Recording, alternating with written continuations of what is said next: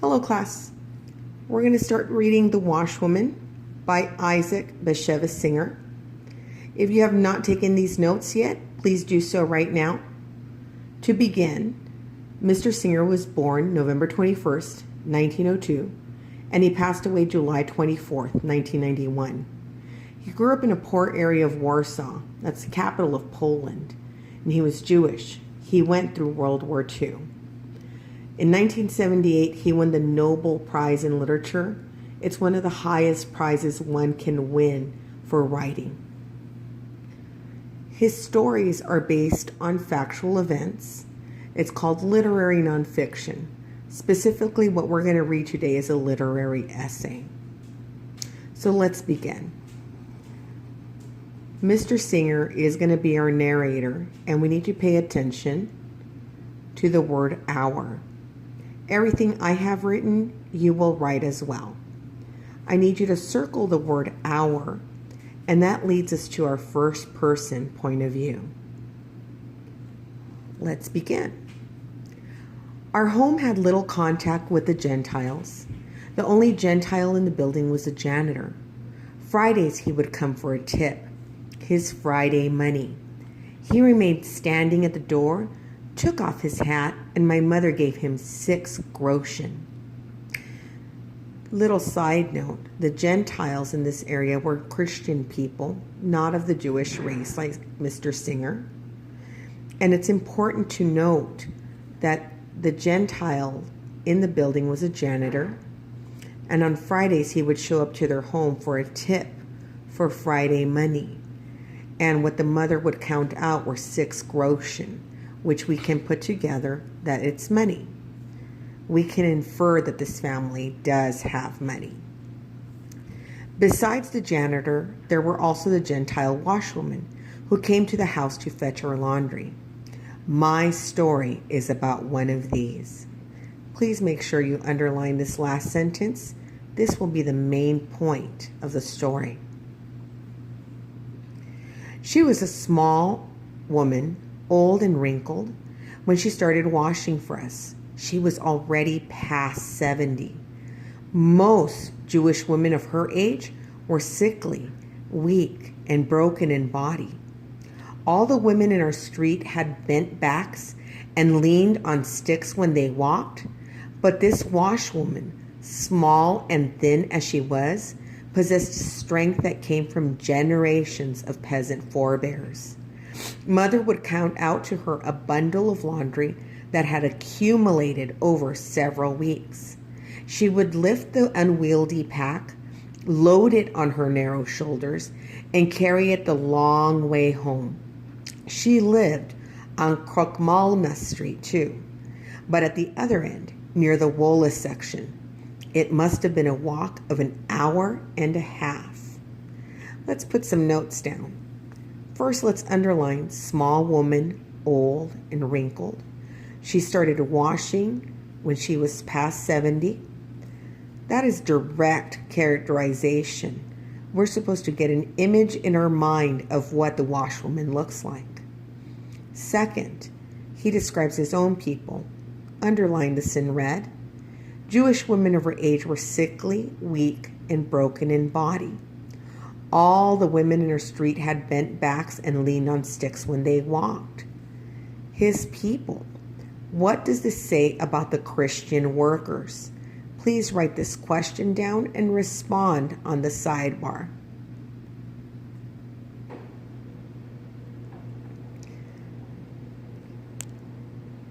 He says it must have been a walk of an hour and a half. Does he admire the washwoman after everything he has said about her? Please respond to this question on the sidebar.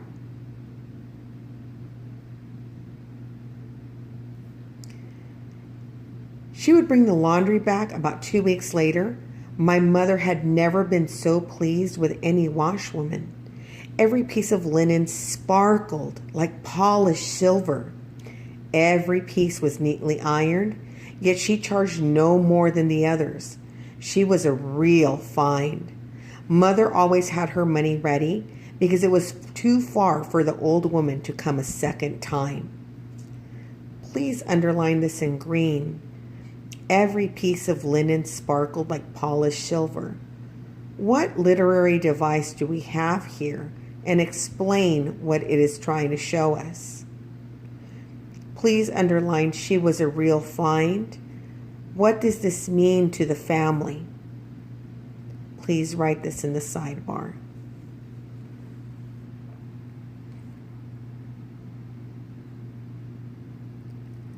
Laundering was not easy in those days. The old woman had no faucet where she lived, but had to bring in the water from a pump. For the linens to come out so clean, they had to be scrubbed thoroughly in a wash tub, rinsed with washing soda, soaked, boiled in an enormous pot, starched, then ironed. Every piece was handled 10 times or more.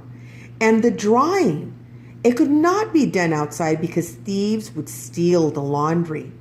The wrung out wash had to be carried up to the attic and hung on clotheslines. In the winter, it would become brittle as glass and almost break when touched. And there was always a to-do with other housewives and washwomen who wanted the attic clotheslines for their own use. Only God knows all the woman had to endure each time she did a wash. All right, kiddos, let's underline some of these key things. Laundering was not easy in those days. There was no faucet. She had to bring the water in from a pump. In order for the linens to come out clean, she had to scrub them in a tub, rinsed with soda, soaked and boiled in a big pot, starched and then ironed. Every piece of laundry was handled 10 times or more. And then to dry it, couldn't be done outside. The thieves would steal laundry. She had to carry it up to the attic and hang it on the clothesline. I want you to answer on the sidebar, how much work did she have to do to wash their laundry? Next, in the winter, it would become as brittle as glass. What literary device do we have here? This is another eye shampoo. Please explain it.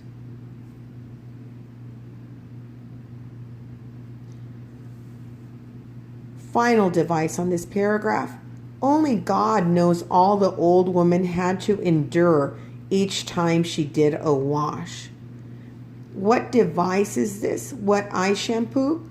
Think about, does only God know what she was doing, or are other people aware? Is this possibly an exaggeration? We're reading along. She could have begged at the church door or entered a home for the penniless and aged, but there was in her a certain pride and love of labor with which many Gentiles have been blessed. The old woman did not want to become a burden, so she bore her burden. This is direct characterization. In your own words, describe the kind of person the washwoman possibly is.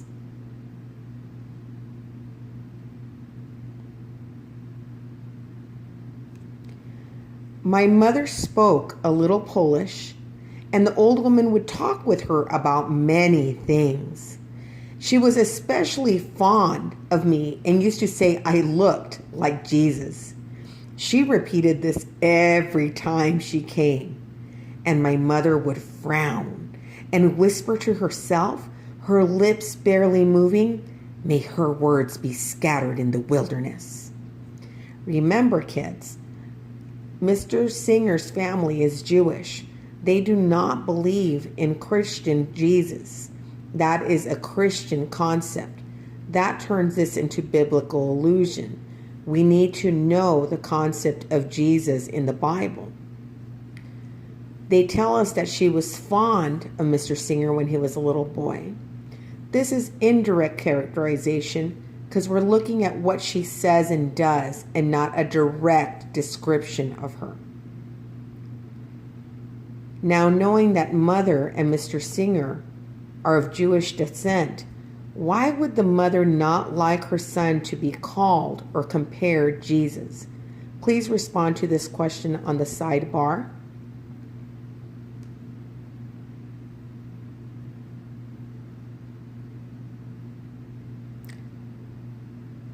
Now, please make sure that all these notes are taken account on your own piece of paper, that you've marked questions and devices like I have on mine. Please make sure words that are highlighted in yellow, you have highlighted as well. You will use them for the next activity.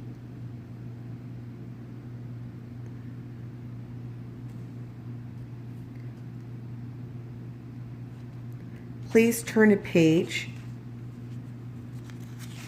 23 in your workbook. The highlighted words are here. Some definitions you will have to create your own definition, and other words you will need to use a dictionary. Please make sure you put either the connotation, the feelings associated that Mr. Singer's using, or the denotation, the actual definition out of the dictionary. The next part of the activity, you will look up only on page 19 any actions you find that either Mr. Singer, the mother, or the washwoman do. Remember, those are our verbs. And the next thing, you're going to find words that describe the washwoman or mother or their home. The next part you're going to do is highlight all the positive words you have on your list in these two boxes in yellow, and all the negative words with orange. With the negative words, you will answer these three questions. If you have words that you feel are negative, what do they have in common? What inferences can be made by the things that connect? That's our common factor in these words. And you're going to list 3 tone words. Remember, tone is how the author wants you to feel that can be associated with these negative words you identified.